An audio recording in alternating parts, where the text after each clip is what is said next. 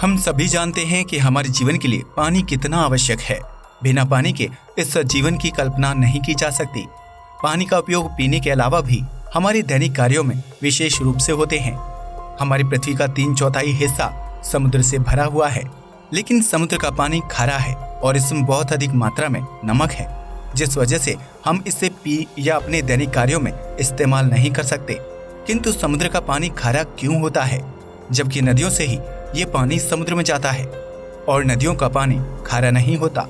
तो जानने के लिए बने रहिए इस वीडियो के साथ। नदियों में पानी बारिश से आता है और जब वर्षा बरसती है तो बरसते समय ये पानी हवा में मौजूद कार्बन डाइऑक्साइड, सल्फर डाइऑक्साइड और नाइट्रोजन ऑक्साइड जैसी गैसों के संपर्क में आकर अम्लीय हो जाता है। जब ये पानी जमीन, चट्टानों और पहाड़ों पर गिरता है तो बारिश के पानी में सतह पर मौजूद लवण यानी कि साल्ट इनमें घुल जाते हैं, जिससे ये थोड़ा खारा हो जाता है।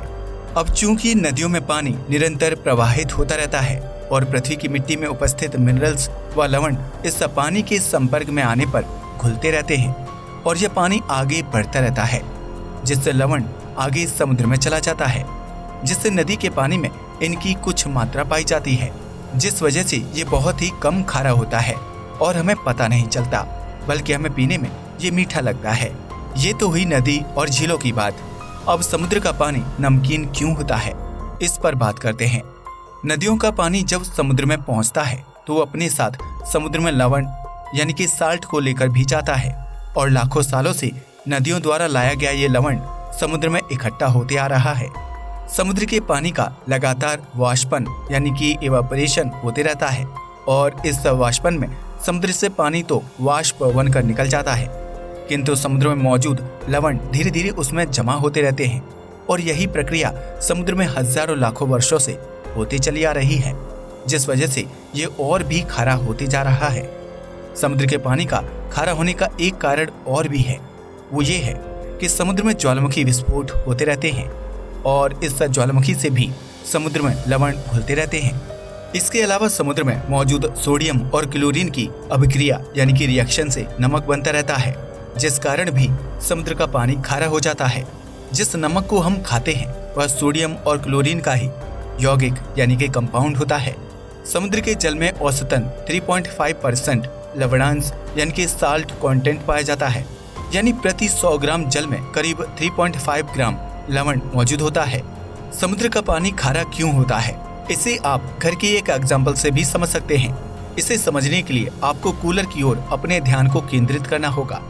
गर्मी के दिनों में जब हम कूलर में पानी भरकर चलाते हैं तो कुछ दिनों तक तो कूलर के अंदर की सतह पर कुछ नहीं होता, किंतु रोज रोज नया पानी कूलर में डालने और फिर यही पानी गर्मी के कारण कूलर के पंखे द्वारा भाप बनकर उड़ जाता है, किंतु पानी में मौजूद लवण और दूसरा मिनरल्स कूलर में ही बचा रहता है, जिससे कूलर में बचा पानी सांद्र यानी कंसंट्रेट होता जाता है और धीरे धीरे यह सफेद पपड़ी के रूप में कूलर की दीवारों पर दिखाई देना चालू हो जाता है।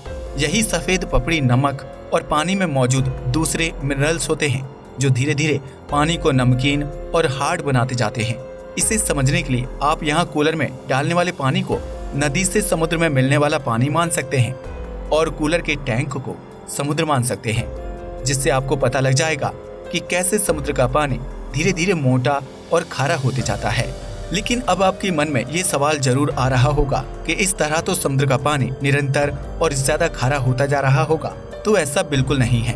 दरअसल समुद्र में मौजूद लवण का उपयोग शल्कधारी समुद्री जीव जंतु अपना खोल बनाने के काम में लेते हैं और इन जीवों के मरने पर ये खोल चूने के पत्थर का रूप लेकर समुद्र की सतह पर आ जाते हैं और भू सतह की हलचल से समुद्र से बाहर निकल जाते हैं। ये वही चूना होता है जिसका खनन करके घरों के काम में लिया जाने वाला चूना बनाया जाता है। यही प्रक्रिया चलते रहने से करोड़ों सालों से समुद्र के पानी का खारापन वैसा ही बना हुआ है। समुद्र के पानी का खारापन एक दूसरे तरीके से भी दूर होता है। समुद्र खाने के नमक का एक बहुत बड़ा स्रोत है, जहाँ से बड़ी मात्रा में नमक निकाला जाता है, जिसको शुद्ध करके हमारे खाने व कई उद्योगों में बड़ी मात्रा में उपयोग किया जाता है। कास्टिक सोडा बनाने में भी इसका उपयोग रॉ मटेरियल की तरह होता है। इस प्रकार समुद्र में नमक बनता भी रहता है और निकलता भी रहता है और यही प्रक्रिया निरंतर चलती रहती है। डेड सी, जिसे कि मृत सागर भी कहते हैं, सभी अन्य सागरों से सबसे अधिक खारा होता है इस समुद्र का पानी इतना अधिक खारा है कि इसमें कोई भी जीव जीवित नहीं रह पाता है। यहाँ ना तो कोई पेड़ पौधा है और ना ही कोई घास। इसके पानी में potash, bromide, zinc, sulphur, magnesium और कैल्शियम जैसे मिनरल साल्ट भी काफी मात्रा में है। डेड सी के अधिक खारा होने का कारण है इसका छोटा होना।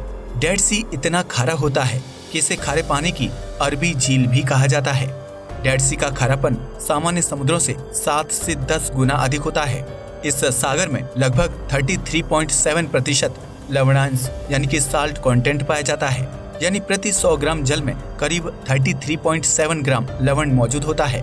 इसका कारण ये है कि ये अन्य समुद्रों से अलग थलग है और उन सागरों के साथ ना तो इसका पानी मिलता है, ना ही उन सागरों का पानी इसमें आता है।